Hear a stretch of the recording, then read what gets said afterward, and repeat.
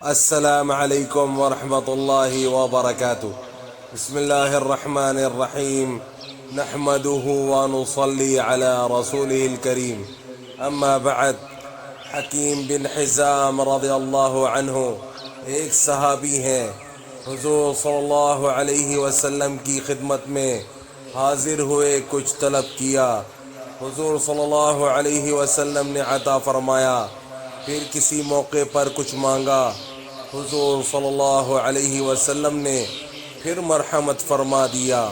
تیسری دفعہ پھر سوال کیا، حضور صلی اللہ علیہ وسلم نے عطا فرمایا، اور یہ ارشاد فرمایا کہ حکیم، یہ مال سبز باغ ہے، ظاہر میں بڑی میٹھی چیز ہے، مگر اس کا دستور یہ ہے کہ اگر یہ دل استغنا سے ملے تو اس میں برکت ہوتی ہے، اور اگر طمع اور لالچ سے حاصل ہو تو اس میں برکت نہیں ہوتی۔ ایسا ہو جاتا ہے کہ ہر وقت کھائے جائے اور پیٹ نہ بھرے۔ حکیم رضی اللہ عنہ نے عرض کیا، یا رسول اللہ صلی اللہ علیہ وسلم، آپ کے بعد اب کسی کو نہیں ستاؤں گا۔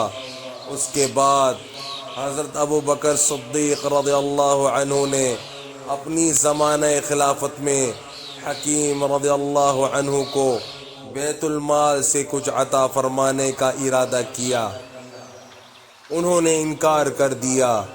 اس کے بعد حضرت عمر رضی اللہ عنہ نے اپنی زمانہ خلافت میں بار بار اصرار کیا، مگر انہوں نے انکار ہی فرما دیا۔ یہی وجہ ہے کہ آج کل ہم لوگوں کے مالوں میں برکت نہیں ہوتی، کہ لالچ اور طمع میں گھرے رہتے ہیں۔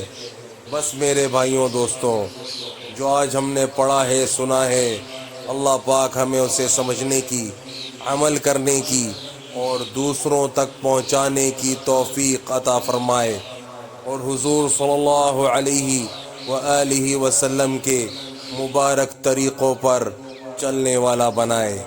السلام علیکم ورحمۃ اللہ وبرکاتہ۔